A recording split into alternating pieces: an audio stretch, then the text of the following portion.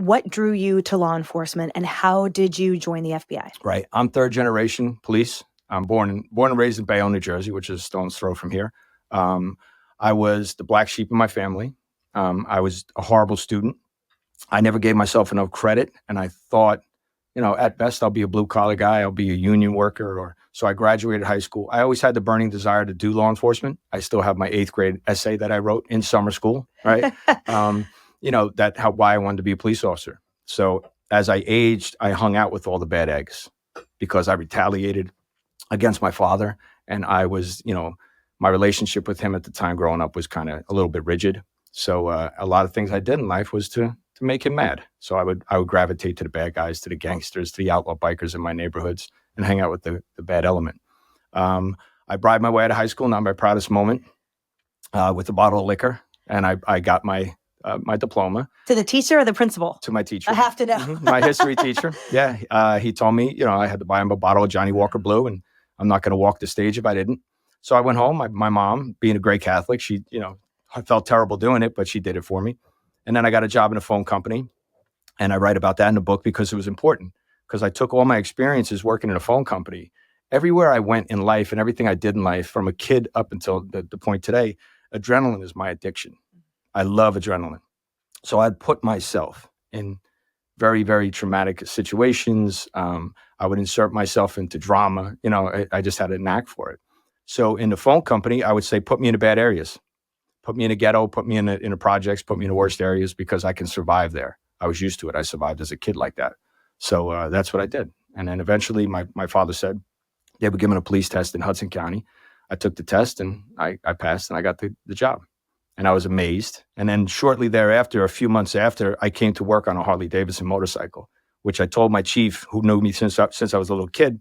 He said, what are you doing on that bike? I told you, you gave the life up. You told me you changed your evil ways and you told me you weren't going to do this anymore because there's a big chopper, raked up Harley Davidson. It had totally street illegal. But then 3 weeks after that, he called me up and he says, look, you still have that bike. You have an opportunity to do some undercover work for the DEA. And I was doing light undercover work at the time. A lot of just roll-ups, nickel and dime, like drug deals on the corners or licensing issues. I'd go in and see if, ABC, like alcohol beverage control and stuff like that, because I was a young kid, see if they would serve me, things like that, silly. But then it just progressed into working for the DEA, and then I became a DEA task force officer. I worked with them for a number of years, built up a reputation with them, and I had the persona of an outlaw biker, long hair, earrings, the whole 9 yards, like a narc would do, your typical narc that they become. First thing to do is grow a bad goatee and put an earring in your ear, and then you're a badass all of a sudden, right? With no training. I've seen your photos. I did? Didn't recognize you when I met you. I would have won mullet in a month. Reason. I would have definitely won mullet in a month back then. So, but yeah, I did that for a while. And then quickly realized I went on a DEA case. I made some bad decisions and I got pistol whipped and put back in my car in a drug deal.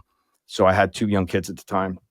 And I said, you know what, this isn't for me. So I cut my hair, shaved my beard, put a collared shirt on, a golf shirt. I came back to the DEA. And they're like, what the hell did you do? Like, now what are we going to do? So I really showed them because that was on a Monday. By the next Friday, I was buying kilos off of Colombians. At the time, Colombian cartels was still in power and it was transferring into Mexican cartels. So I started doing a lot of work for them. After 9/11, I took a bit of a break. And then, I'd always work federal cases. And the Bureau came to me and they'd be like, look, we want you to be a full-time with us. And be a full-time undercover with us. So I became a full-time undercover with the FBI. And that point, before that, I had some formal training. Early in my career, I had no training. It was all street. Everything I learned from being a kid in the street, being here in New York, surviving the streets in the 80s and the 90s in New York. So then when the Bureau gave me the formal training, then it was game on. Then I went from being a criminal case investigator to working foreign counterintelligence cases, international cases, which was like, that's like the major leagues. So, and tell us about that distinction, because so much of this is glorified in entertainment or, a lot of it is glorified in entertainment. And I think much is made of either training or that sort of street education that you're referencing. So tell us about the difference. What did you learn in formal training that elevated what you had learned on the streets? How were they different? So human behavior is what I learned the most. They would teach me ingratiation. And I'm not giving up tradecraft. they would just teach you basic ingratiation techniques, how to walk into a room. But I took it, their training I would take if they taught me how to ingratiate myself or, understand a certain culture. Being culturally aware is very important because you can't join a gang as, wanting to be a full-fledged member, right? Like if it's the Aryan Nation, I didn't want to join as a member. I didn't want to join as a white supremacist. I joined as a gangster. I joined as an Italian kid. This is the persona that the white supremacist met. So I didn't shave my head. And, I learned later in my career, I learned I could just be me. They're buying into me, the person who Giovanni Gatto was or whatever persona had at the time. So I understood that. And in that training, they helped me understand ticks and tells, right? So my tick was when I got nervous, I used to bite. I used to bite my jaw and you'd see my jaw protrude or you're, like many people do when they get nervous. If they have a camera pointed at them, they start to get nervous and you see their veins and their pulse, in their neck, the carotid artery. So those things, how do I stop that? So I would go down rabbit holes, learn breathing techniques that keep me right here. So when I was in a deal, I was doing my breathing, shallow breathing, deep breathing. So a lot of things, they scratched the surface, but I went really, really deep into it. Once I did that, it was game on for me. Then I would go into any stressful situation. So when I was infiltrating the DeCavalcantes, I was also stupid to do it. I was also assisting another agent to infiltrate the triads in California. I was infiltrating the Black Panthers here in New Jersey and New York, and I was doing Russian mob at the same time, on top of the Italians, and I would intertwine them all. And can you answer for me, off of that mind-blowing concept, I always think about how difficult it must be to infiltrate organized crime or bad actors where you live. And when you describe, for example, your unique chopper with all these aftermarket parts and not street legal and the like, I know cars. Right. I might know people. I don't know people, but I know cars. Mhm. And I always wonder, how is it that your identity can be protected, let alone 4 different or 5 different ones, if you, for example, have such a unique vehicle? Tell us about how that works. So again, great point, great question, because I was always very particular on what I picked. Because any undercover goes, I could have anything I want. Wait a minute, I could have a Bentley. I can have I can have this. I could have a yacht. I could have a plane. Yeah, you can. But how does that look in the street? So I had that street experience as a kid to go, yeah, you know what? Give me a Ford Edge. I don't want a Mercedes for this case. I want something that, looks copish, right? But that's why I have it, because it's a cheap car, cheap gas, because that's really what gangsters do, right? They're cheap. They give the persona that they have all this money. But when guys see me and they go, oh, I thought you were driving a cop car. No, it's just I got a good deal on this car. Like, as long as you have a story to back it up. So I would kind of like use that, like the Ford. If I had a Ford and it looked like a police vehicle, I go, no, listen, I don't pay for this car. Like I'm squeezing some guy, I'm extorting a guy that owns a car dealership in New Jersey or New York.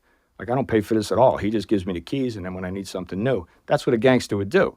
So these guys go, wow, this guy's the real deal. He's squeezing people. Okay, so I want to be like him. So now you have the gangsters wanting to be like you. You're teaching them, right? Because do you understand? I do.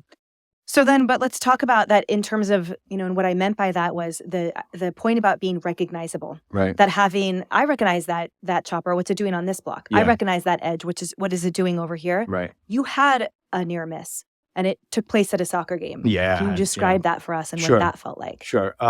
So you're describing, my daughter was young at the time, and she had a state cup for soccer she was involved in. And I had gone there, and it was in New Jersey, and I was off. I was off duty. I was like, I had an apartment in New York. I had an apartment in Vegas, and they knew where I lived, and they knew my whole history. And I was very open with the bad guys and the criminal element that I was dealing with. Not in a million years did I think on a Saturday, here I was, board shorts, flip flops. I was myself, and it was between games, and I'm sitting between games, and boy, that sure looks like 1,000 yards, 200 yards away. It looks like Danny Gooms walking right at me, and it's a guy from the Gambino family that I was doing business with. And sure as anything, he was walking right towards me. So I thought he was squinting at me and looking at me, and then he was on his phone texting. So I got up out of my lawn chair. My parents were there. They were visiting, and they were at my daughter's game as well. And my wife was there with my 2 younger kids. And I got up real quick, and I flanked him. So I had gone to the right. I came around. I flanked him. Hey, Danny. And he turned around and looked at me. Hey, it's Giovanni, what are you doing? So I went in for 2 kisses because he was a made guy. So I went to show him respect and give him a kiss. And he put his finger right in my chest. He said, "What are you doing here?" I said, "No, I'm here it's a Saturday. What are you doing? Come here, give me a kiss." He goes, "No, no, no. Are you following me?" And he got real defensive. And I was like, "What are you talking about?" So again, this is where my breathing techniques come in, because internally I'm panicking, but externally I can't show it. Like, what are you talking about? So as I went in for those 2 kisses, my wife being a trained officer too, she knew I don't go around kissing everybody like that off duty. So she knew. So she had grabbed my son and my daughter and pulled them away, because my little guy he's very engulfed in the Italian culture. When he sees 2 guys bond, he wants to be part of it, and he was very small at the time. So he sees me talking to another guy. He wanted to be over there and come over and talk to me. But yeah, it was a moment where it was rough. So I finished up. I got through that. I came up with a great story, pulled it out of my rear end. He believed it. He bought into it. And then I walked away, and I walked on a highway. I called my wife, and she was in a panic because, unfortunately, his daughter was playing my daughter in the next game. And my daughter had my true name on her back. So I walked away, and my father came to get me. And then being a police officer himself, he was retired. And that's when I told him, I had to confess, because he's like, "What's going on here? Why am I picking you up?" I said, I bumped into somebody. And then that's why I told him, "Listen, I've been infiltrating the mafia for a number of years." So, and his response was, you 2 are morons. That's it. His response was. So let's talk about the beginnings of that infiltration and of that infamous case. You infiltrated the DeCavalcante mafia family, the organization known as the real Sopranos. Right. Tell us about that. So I was home. Once again, I'm home on a weekend, kind of just relaxing, spending as much time as I can. I had gotten a phone call from another undercover who asked me to come out as bona fides. Because of my what I exude, I could turn it up or down. So I could turn the New York gangster up, or I could turn it down and be very articulate and very, like, if I'm doing political corruption. So this one undercover had asked me, "Look, I got some low-hanging fruit coming down. There's some hooked up guys, which means they're connected to some organization." And he was buying cocaine from them at the time, a significant amount. And he says, "Look, you want to come down and have dinner at the Palms down in Atlantic City?" Sure. Okay. So I never pass up a dinner. If it's Uncle Sam paying for it, sure, I'm all in. So I asked my wife, and she was on call. She was working sex crimes at the time. And she said, "No, this isn't good. I'm on call tonight at midnight. You better be home. You're not going to be home. It's a bureau case. They take forever." I promised her I'd be home. And I got to the job, I got to the location where the meet was. I had dinner. The guys ran late. So I was truly, realistically ticked off, because I could hear my wife's voice in my ear, and I knew I was going to have a domestic issue when I got home. So I was truly mad, and the Yankees were losing. So when these gangsters, these young kids had walked in, they were 30s and 40s. When they walked in, there were 5 of them. And I was genuinely mad. And I kind of stepped all over them. I degraded them, and I put them in check because they were late. How dare you make me wait? So just the way the whole case went, they believed that we were Bruno Scarfo guys from Philly. And we didn't tell them we were gangsters. We didn't tell them anything. We didn't tell them we were hooked up with any family. They just believed our persona. They went back to Elizabeth and started telling everybody, "I just had dinner with Bruno Scarfo guys last night from Philly. Good guys. And then we started doing some more cocaine deals with them. And then I started selling them swag, which is like stolen stuff off the back of a truck. I had cigarettes. I had counterfeit goods, because I had just finished up a case on Canal Street where I was bringing everything in from China and feeding it into New York here. So and to be clear, you mean handbags and clothes, Louis and Vuitton, jackets, Prada, all great stuff. I had really good stuff in my warehouse. So he had come and he saw what I had, went back and told the family in the neighborhood. So you can only imagine an episode of The Sopranos, because the Elizabeth neighborhood, Peterstown, is just like an episode. It's like a backdrop of The Sopranos. So he would go back and tell them, "Yeah, these guys are so and so." So it got to the point where they're like, "Well, I want to meet them," because it's all about making money. So another guy who was a connection, an associate of the DeCavalcante, he met me. He went back and said, "Yeah, the guy's got all this stuff." He said, "This guy Giovanni has cigarettes. He's got all this stuff." And they started doing business with me. And then eventually the capo, Charlie Stango, he was a soldier at the time. He was just finishing up a bid for murder. And he had been released. He had just been paroled. And he was a vicious, absolute sociopathic lunatic. The gangsters feared this guy, and he had a bad history. So when he got out, it turns out I was doing business with his nephew. That's who it was showing up for these drug deals. It was his nephew. So in the street, what happened was he wanted to do business with me, the young kid, and he wanted to one up all the guys that were higher connected to the family. And he said, "Well, you know what? My uncle's Charlie Stango. You should meet him." So we set up a meeting, And the Gambino guys vetted me out first. So they called me to the diner in New Jersey. I met them there, and then I met them in New York, and they vetted me out. They told Charlie, yeah, he seems to be the real deal. Like, he's just like us. He walks like us. He talks like us. He's got his stuff. We've been doing business. And then eventually Charlie wanted to meet me. So Charlie met me. He moved out to Vegas. His parole, I had no idea how he moved his parole from Florida to Las Vegas, Nevada. And he was paroled there. And he eventually started talking to me on the phone. And our relationship grew. Within a year, it was a father-son relationship. And it was crazy because maybe the timing was right. I think, Emily, that, he had gotten out of prison. He wanted to get his money and his earnings back up. And I was that conduit for him. So, and then when our relationship came about, I told him I know nothing about the mafia. I don't know. I know it from watching movies, but I don't know how it works. So I don't know if I could represent you. Don't worry about it. I'll teach you. So you can only imagine these recordings that I'm making. I played stupid. So he would introduce me to a guy in another family, and he'd say, that's my gumbara. That's my friend. That's my brother. And that's my cousin. That's this guy. He's a capo. Oh, okay. What's a capo again? Capo regime. That's a guy like who's new? No. And what great tapes I'm making, right? No. Jesus, do you listen to anything I say? And he would berate me on the tapes. But for evidence purposes, that's the mind game. It's human being chess. You're playing chess with human beings. So you've described in your book that part of it might have been sort of the lack of caliber of the family members at that time around him. Can you describe what that was like and how you shined so brightly in comparison to, you shine brightly anyway. I just mean. No, I know what you mean. Perhaps that affected the trajectory of your relationship, why it was so fast, just because. No, it's great you say that because I did shine and it was a problem. I shined in the way that it's like walking into a bar and you wanting everybody to pay attention to you, right? I'm here. So you want the attention. You want guys to know you're on the map.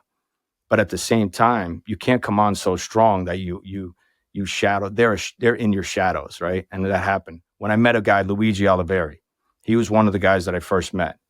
And he and I hit it off. Jimmy Smalls was Charlie Stango's nephew. That's who I'd met first. Jimmy mentioned me to Luigi. Luigi says, you know what? I want to meet this guy. So when I met Luigi Oliveri, he was on time. He always had his money. He was a great criminal. And you could plan your whole schedule out with him. And he and I hit it off to the point where I was dropping stuff off at a social club.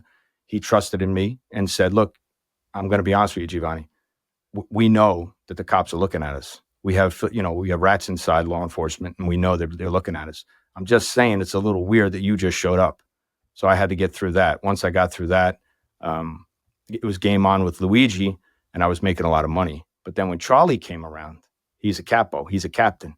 He overshadows Luigi. So the minute he turns around, he says, I'm going to start doing business. Matter of fact, this kid's going to be with me. And Luigi kind of got mad. He says, well, hold on. I'm not a made guy, but I'm a high enough associate. I already put claim on this kid. He's mine. And we're about the same age.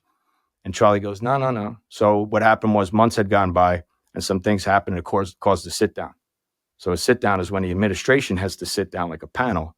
And then Charlie came in and pled his case. And it's almost like a tribunal, a court, defendant and plaintiff, they come in and then you sit there and the prosecutor does their side, the defendant does theirs. And Charlie, of course, the fix is in, very much like our legal system. The fix is in. And Charlie's like, yeah, I'm going to win. I'm a captain. I'm a murderer. You're nothing. You're an associate. You're not a made guy. He's with me. So you can only imagine how that left me with Luigi.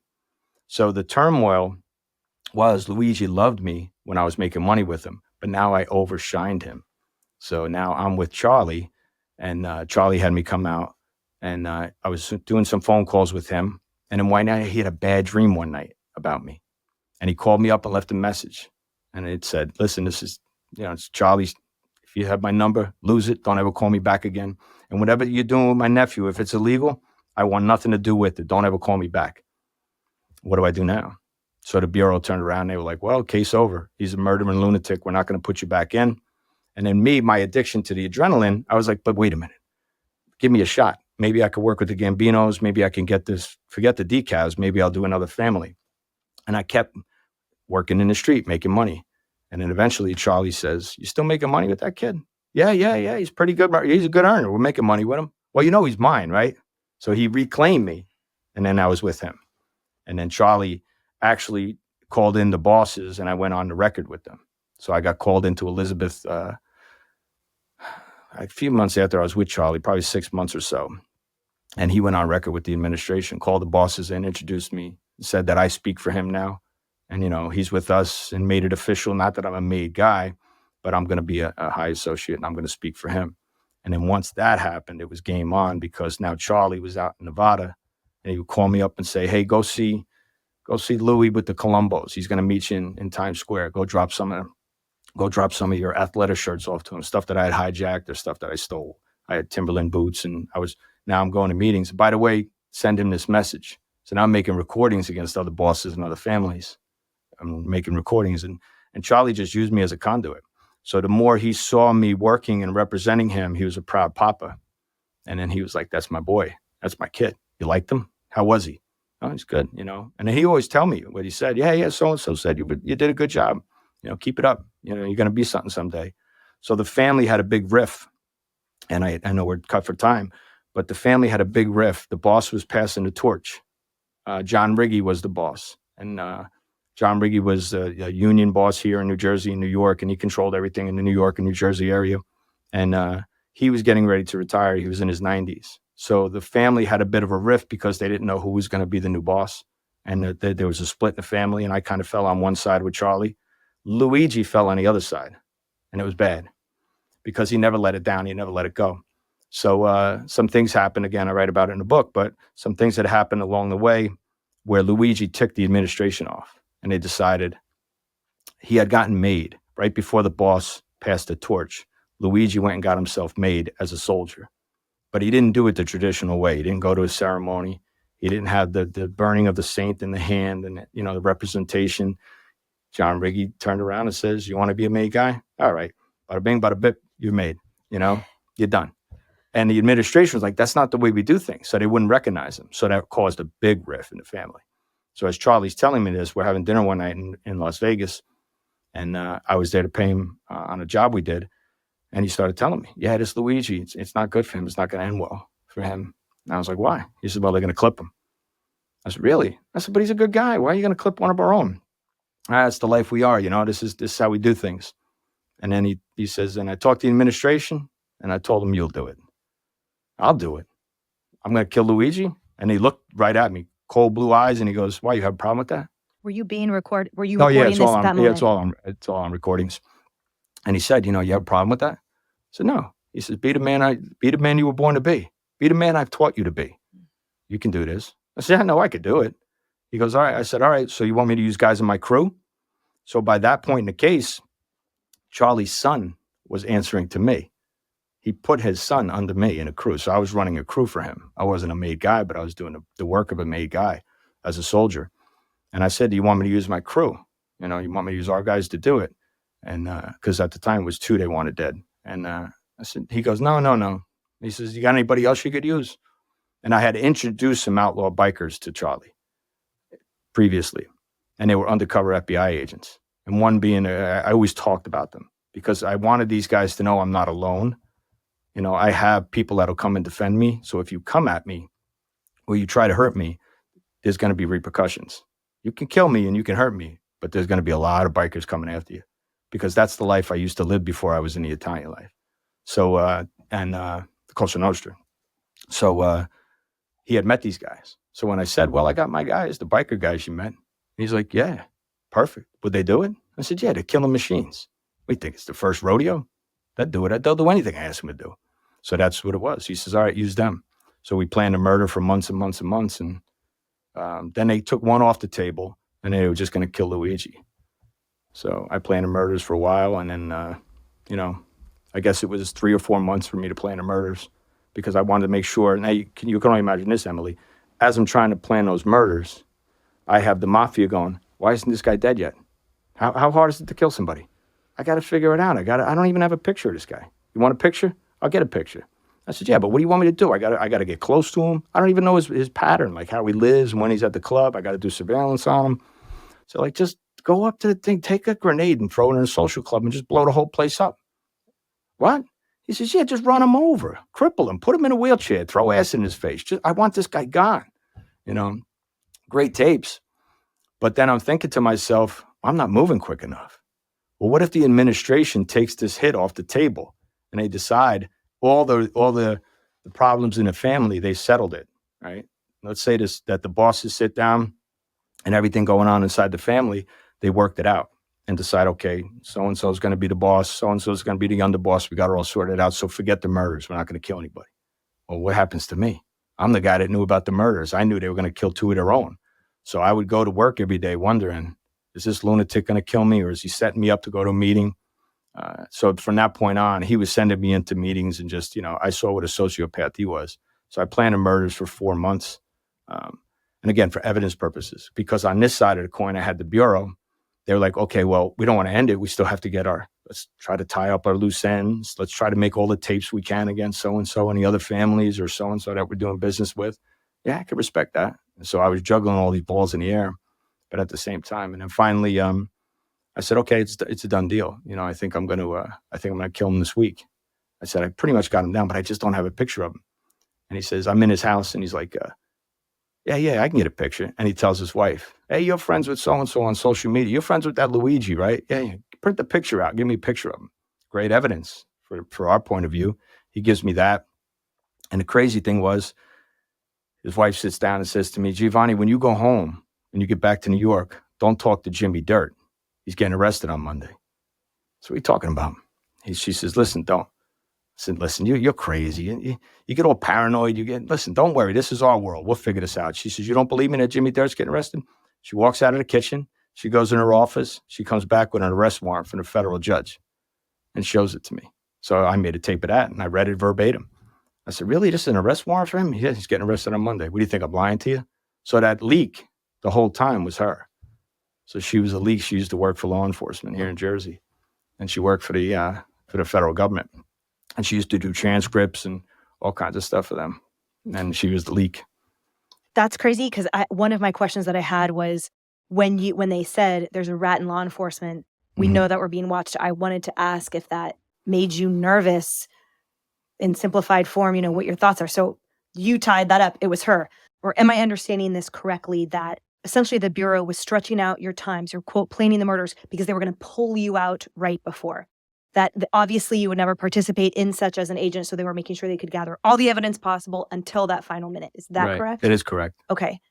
But the problem with that is I was slated, as per our conversation with Charlie, because I challenged him. See, I'm so comfortable in this role now that I would sit on his couch in his house as if he was my uncle or my stepfather or my father. And I had full reign of his house. I'd walk around and I'd sit on a couch and watch TV. And then finally, our relationship was such that he made breakfast for me one morning. And I thought I was getting whacked out in his house because he sent his wife away and then he made breakfast for me. I thought she made it. And he's sitting there and he's making hotsy-totsy shrimp. I said, where's Patty? And he goes, don't worry about her. She's not here. And he was in a bad mood. And I sat down and I realized my relationship with him was truly like a father and son because he cooked me breakfast. And if something had happened the night before in the Bellagio, we went to celebrate an anniversary, or I took them out for a holiday dinner. I had a good score, and I took them out, really nice, and I got them the most sought after table in the Bellagio that overlooks the fountains. And then they got into an argument, and then she started peppering me. He was on the phone, and then she started peppering me. And the story goes to show you how deep I was in this family, personal family and a crime family, that while he was on the phone, she kept peppering me. She goes, so Giovanni, when we buy this strip club out here, because we were buying a club in Vegas, we were buying the Olympic Gardens Lounge, and the process was going through, and I was going to manage it. So she says, when you're moving out here? I said, yeah. She goes, well, what about your girlfriend, Nikki? I said, she'll be all right. She bounces around. Don't worry about that. She goes, well, what about your family? You're just going to leave your family behind? So I turned around and she struck a chord in me. I said, no, listen, I don't have a lot of family. I can't be an orphan like every other girl. You got to have a story. You can't just turn around and be like, hey, I'm an orphan. I got thrown into an orphanage and here I am, an undercover. So, because you look stupid. So I knew this was my opportunity. Now I become an actor. Now now all my tradecraft is coming to fruition because I sat there and she hit a nerve. And I said, cut that out. I said, Patty, I said, listen, I don't talk about this with anybody. It's too personal with me, but I do have family, but I don't have a connection. And my mom, she goes, what about your mom and dad? I said, no, my dad, I never knew him. He, from what my mom says, he was an outlaw biker. He went to Vietnam, and I had a backstory and it matched. And I said, so that's how I wound up growing up with the outlaws because my dad was killed in Vietnam or came back as a junkie. I never saw him again. But my mom had me. She was around bikers, and I grew up around bikers. And then my mom went missing one time, and I used a true event in my true life. And I said, my mom went missing, and she went on a bender for 3 days, and I thought she would come back, but she didn't come back. And, they found her in the swamps in Florida, and somebody killed her or she died out there of an overdose. So I started welling up with tears. And I said, wow, you're killing me. You're making me emotional here. Look what you're doing to me. You're making me, I haven't talked about this in years. She was bawling her eyes out. So I said, stop crying. Don't cry. Don't cry for me. There's no reason to. And I had her. So he hangs up the phone, turns around, looks at her and goes, what's wrong with you? Excuse me for Christ. He goes, what's the matter with you? She says, well, Giovanni's telling me a sad story. Whatever. What are you mad at me that I'm on the phone? And they had this big fight in the Bellagio restaurant. So they went home. She told him the whole story of my family. He felt bad for me, thought I was like a son to him, and said, you know what? And I came the next day, and he's making me hotsy-totsy shrimp. So he made me breakfast. I sat down, and he sat across from me. I said, are you going to eat? He goes, no, I already ate. I'm going to watch you eat. Eat. I'm thinking there's rat poison in his food. He's going to whack me out. They're going to kill me. They pulled a hit back or something. I go, all right. I said, your coffee. Patty made your coffee the way you like it. Because I do 4 shots of espresso and a latte, and she made it for me every morning. So he gave me that, and I sat there, and I took a bite. He goes, you like it? Yeah, it's good. Yeah, you better like it. My mother used to make that for me. I made it for you. Thanks. He goes, I just want you to know how much I love you, and how much I feel for you, and what you mean to me. And I was like, oh, my God. Like, you just got me, like, in my personal life, in my culture. It's like, oh, man. So that's when I knew I had, I was in way too deep. And then another month later, he told me in his house, I challenged him and I said, look, Skip, if I kill this guy, they're going to come for me. The whole family's going to come after me. I'm not a made guy. And he goes, what are you talking about? They're going to be standing 50 deep to pin medals on your chest. You're going to be a made guy. But I'm not. But you will be. So that's when he explained to me that was in March. And in November, they were going to open up the books. And he was going to propose me for membership, and he was going to get bumped up from capo to underboss. So he had pulled it. So you can only imagine from my point of view, is like, oh my God, how can I stop this murder? Because I want to be the first FBI agent to ever be made. Nobody's ever been made in the mob. So that's where my focus was. But then I quickly realized that I was a much mature agent and a much mature asset as far as a criminal investigator, because I realized, you know what? I'm not going to get my button. I got this murder. I did this great case, and I did all this, and I put all these people in jail. I don't need to get everything, right? I just leave it for somebody else. If the mob is still around in 10 years, maybe some young guy will get his button, and I'll leave that for somebody else, right? So I had to come to terms with that. It's hard, though. When you're in it, it's hard to pull out. So a few days later, the takedowns happened. Everybody got arrested, including Charlie. He knew it was, they told him right away it was me. Mm. And, he just, a lot of guys in my crew, when they got arrested, the agents put in their reports that, they told their wives, call Giovanni, tell Giovanni to run. So even during the time of arrest, these guys were looking out for me. Even Charlie's son told his girlfriend, like, call G and tell him to run, tell him just to get out of town, fast as he can. So right away they knew it was me because the FBI told them, because they wanted to clear up so many homicides that Charlie had knowledge of or was involved in. They thought that they would offer him a deal and tell him right away that I was the undercover. So he knew right away. And, it was nerve-wracking for me. For me, I sat on my couch for months until the Bureau knew what to do with me. And then they did a threat assessment, and that was it. You did succeed in the arrest and conviction of multiple members and associates of the DeCavalcante family. You also, as you described, forged significant and deep personal relationships with some of those people, including Charlie. Can you describe what that takedown felt like, both as an FBI agent, and also as a human and as a man that had these relationships? Was there a conflict at all? Describe that. Great question. It took its toll on me, because it was the bad guys belong in jail, and the bad guys, I know that's my job, is to put them in prison, right? The the exposure I had in this particular case was the most exposure I had to true families. I've been around, people in the past have asked me to be their godson, godfather to their kid. They've asked me to be their best man at the wedding while I was undercover. Those things are, they happen a lot.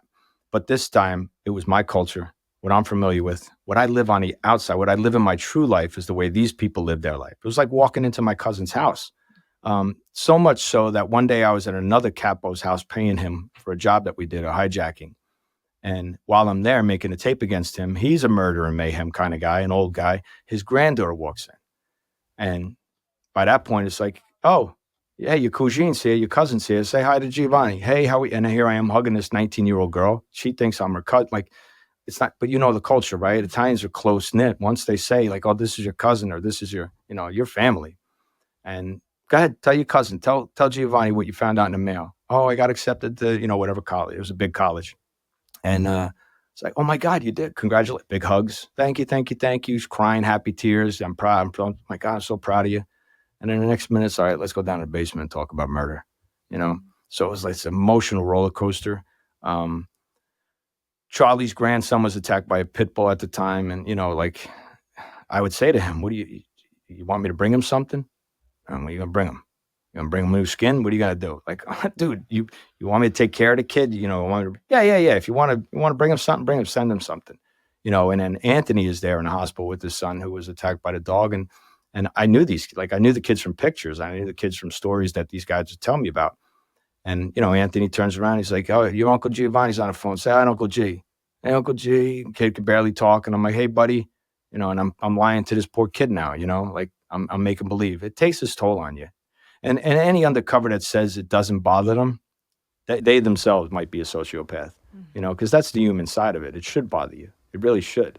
But you don't realize how deep you're going to get until you're in it. And then pulling out's hard, right? Coming out is very, very hard because I've grown to speak with these people more than I did the FBI. My case agents wouldn't talk to me as much as these guys were talking to me, and they'd look out for you. A guy like Charlie would say to me, look, Giovanni, anything you do in the world, anything you do in life, even if it's a mistake, if you kill somebody, and it's the wrong person, it's a hooked up guy, another family, don't worry about it. Even if you're wrong, I'll make you right. Don't worry about it. But then he would always finish with, because I've killed more people by accident than I did on purpose. And then they would always remind you in those conversations that how bad of a criminal he was and how bad of a life, a lifer that he was in the Cosa Nostra life. It was crazy. And then coming home, it was hard to unplug. Coming home, I would come home to my own family. And as I pull in the driveway, you can only imagine, right? This guy called the book Giovanni's Ring because I had a government pinky ring. So self-taught, right? You asked me about training. I taught myself when I pulled in my driveway at home, I would take the ring off. And that was a mental switch. And I would leave in the cup holder. Oh, somebody breaks into my neighborhood or breaks into my car and steals that ring. I don't care. It's Uncle Sam's ring. I didn't pay for it. So that's my mental switch. And I would never allow Giovanni Gatto to enter my house, So I thought I had it all under control. But when I pulled in the driveway, you can only imagine, here I am. I finally make it home after a week. And I don't even get out of the car because all of a sudden I got a phone call on one of my 6 phones. Somebody had an issue. Out 45 minutes talking on the phone. My kids are small at the time. They're banging on the window, waving like, calling me in the house. And I'm like, no. And then my wife looks out and I tell her, who does she think I'm on the phone with? You can't help but be a toxic environment. Why didn't you just come in the house? Who are you talking to? What do you have? Another girlfriend? What do you have? Because it's always that seed of doubt, and then it would turn into, why'd you even come home? If you're just going to be on the phone and you're not going to say goodnight to these kids and you're just going to come in the house and walk into the finished basement, because that's what I used to do to make it sound like I was in my apartment. I would sit in my own basement. And she would say to me, listen, if you just don't come home, don't bother coming home anymore, because you're not the same guy. You're not that, you're not their father. You're a criminal at this point. No, I'm not. That's not true. That's not true. But really, it happens. When you do deep cover work, you can't help it for that to affect your life. After the takedown of the family and the convictions that you secured, you described that you spent 9 months in your house in fear for your life before you were one of the few agents in history to be formally relocated by the FBI. Right. That was the hardest part of the case because now I was unplugged. I didn't have the support of my law enforcement brothers and sisters. They didn't have contact with me because they're now moving on to other cases or working on the prosecution side of this case. Everybody I had contact with, I was such a deep cover case, Emily, throughout my career. I had cut ties with a lot of law enforcement. I was pretty much a professional criminal at that point.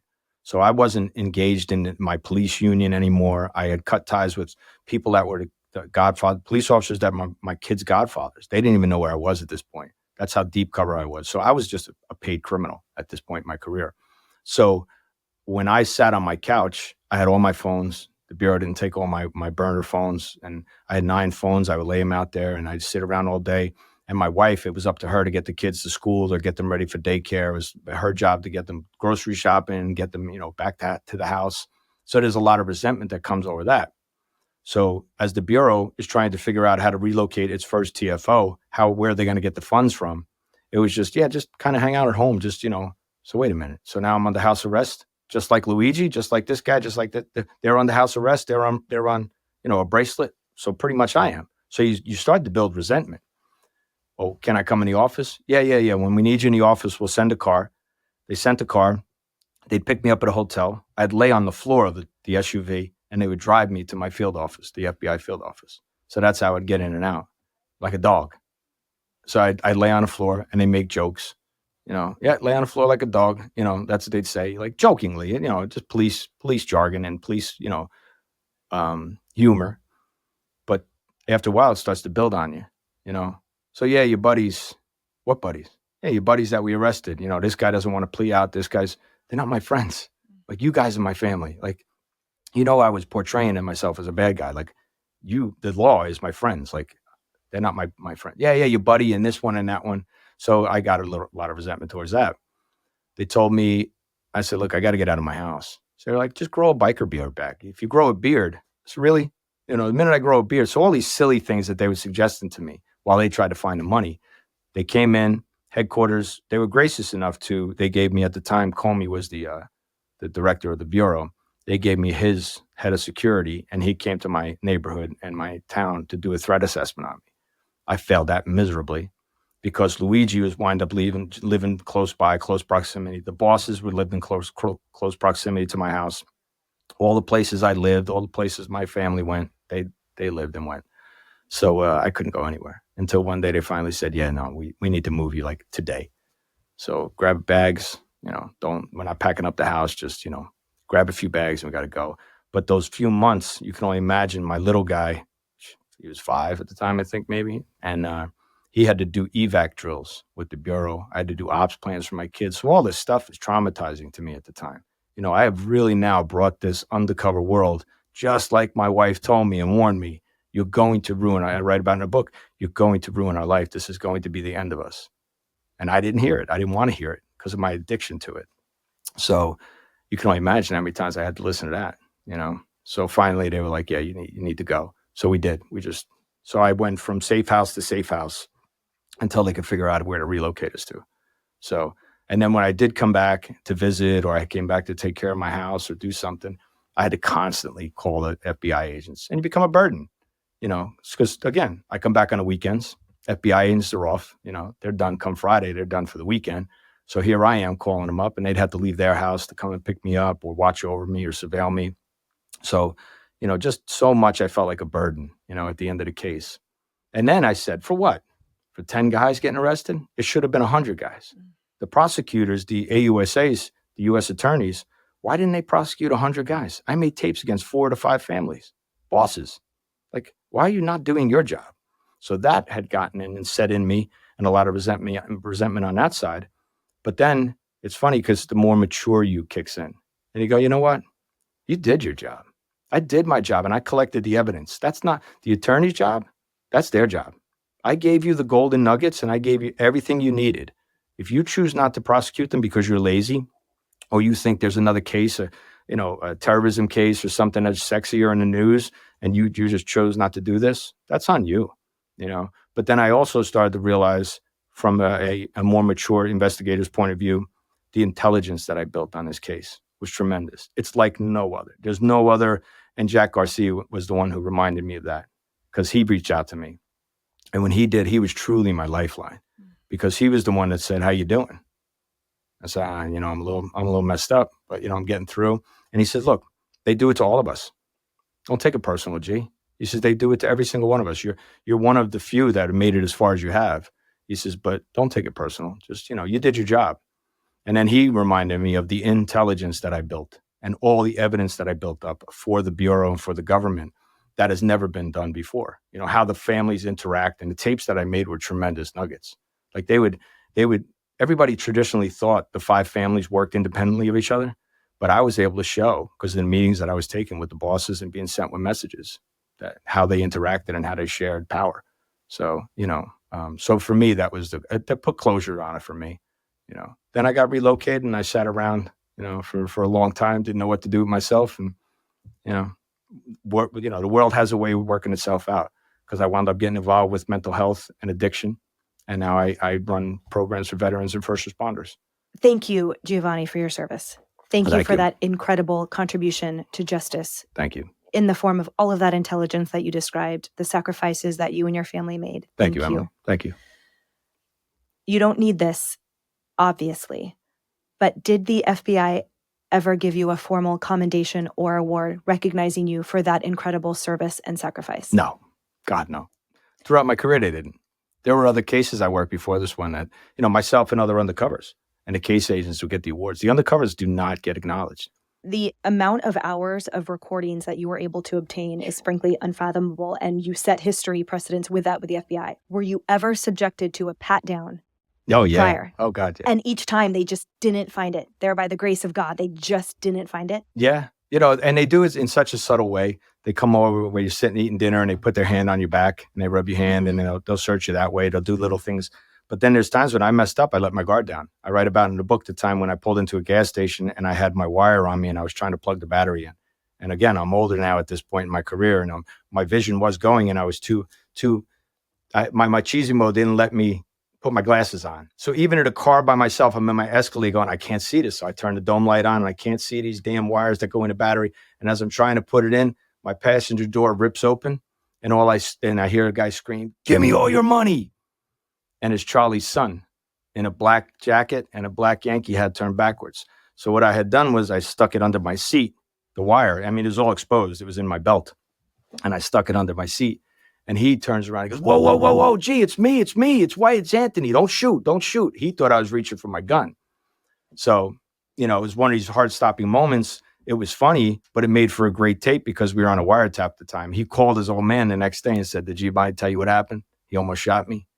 And Charlie, being the lunatic that he was, he goes, he should have shot you. You should have shot you for doing that. So, there were a lot of heart-stopping moments. Where can listeners find your book, My Life Inside the Real Sopranos by Giovanni Rocco, which, by the way, is not your real name. To this day, you remain relocated and protected. Right. Where can they find this book? It's on Audible, Amazon. It is on Audible, Amazon, anywhere you can pick up a book. Yeah, it's all over the place. And where can they find your mental health veteran support organizations that you have founded and are running right now? Where can they find and support you there? Yeah, that's my legacy. That's the good work I'm doing now. Lakeview Health is a company that I represent, and they're doing a great program with first responders and veterans, and it's going really great. They're in Jacksonville, Florida. You can look them up, lakeviewhealth.com, for anything. I mean, it's for civilians and or first responders and veterans, but unique. My program is unique to veterans and first responders. So for addiction and mental health purposes. It's my way of giving back. But Emily, I find now, I didn't know what to do with my life after the job. I had nothing. What am I going to do? Drive a truck, work at Home Depot? I'm going to go back to being a kid again, with no direction in life. But this truly gives me purpose. And I tell people now when I do my speaking engagements, it is truly the work I do now is my legacy. People think that work and my undercover work, for me personally, the work I do to help others and pass it along and to share my experiences and my trauma and to help them understand how to identify it, mitigate it. That's my legacy. That's the true work I'll leave behind.